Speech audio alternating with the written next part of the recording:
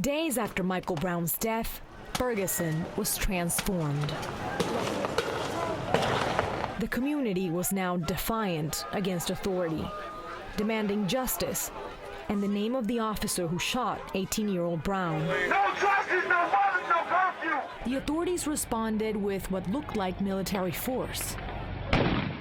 The outrage from his death and the police's militarized response to the protesters had spread across the nation and the world. The heavily armed police were a menacing sight for John and Eric, who call St. Louis County home. How does the Ferguson Police Department get this type of equipment?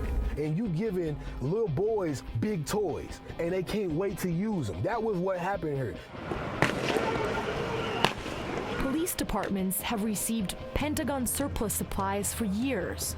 In all, more than $4 billion worth of military equipment has been handed over to municipal law enforcement departments across the country. Ferguson, with a population of 21,000, was no exception. It's received helicopters, trucks, rifles, and more. Hands up. Kill you. Get back. Get back. You're gonna kill him. Get back. What's your name, sir? Your name's go f yourself, all right? Go f yourself. Thank you, sir. Hello, officer, go f yourself. Military-like responses such as these are appearing across the country. According to a report by the ACLU, the people affected the most by militarized police departments tend to be minorities. 42% of people impacted by a SWAT deployment to execute a search warrant were Black, and 12% were Latino. This means that of the people impacted by deployments for warrants, at least 54% were minorities. The images from Ferguson paint that picture. Even journalists were not immune from the police aggressive tactics. A crew from Al Jazeera was tear-gassed, their lights and cameras taken down. Then, 2 reporters were arrested at a local McDonald's, captured with this cell phone video.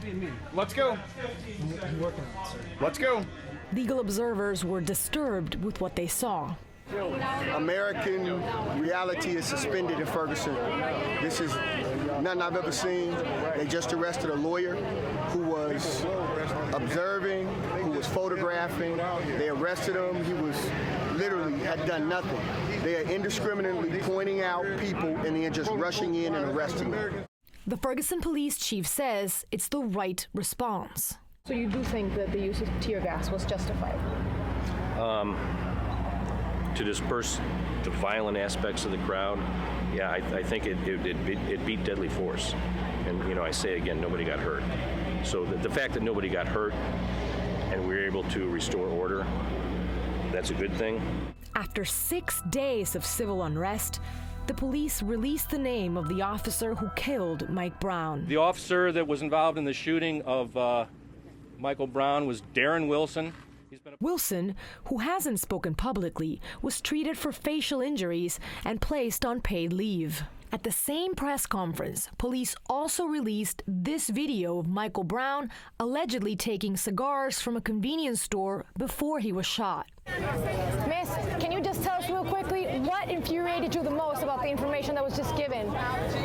Basically, it ain't nothing we can do. At the end of the day, now they're going to say it was a robbery. The authorities would later admit the video had nothing to do with the shooting.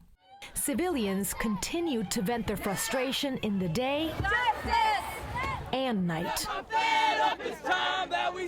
The governors imposed curfew to combat looting only fueled the outrage. Please, let's assemble peacefully and let's get out of here and let's come back tomorrow.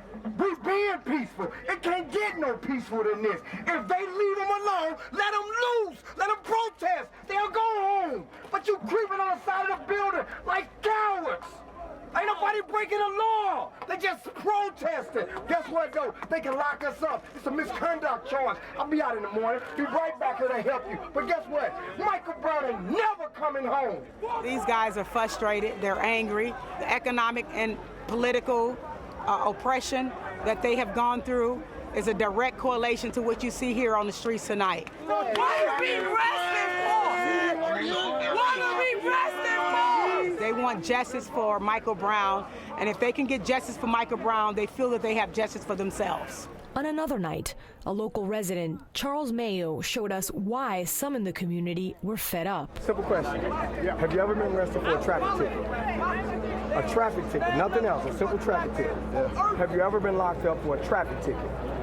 In this informal poll, Charles found 9 out of 10 local residents said they were put in jail for traffic tickets.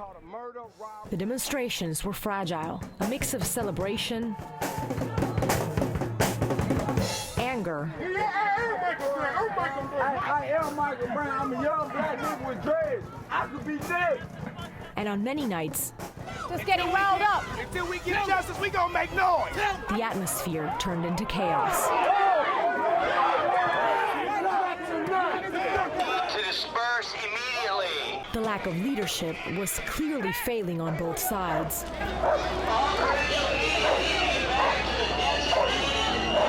In the midst of disorder, the government appointed this state trooper from Ferguson to take charge.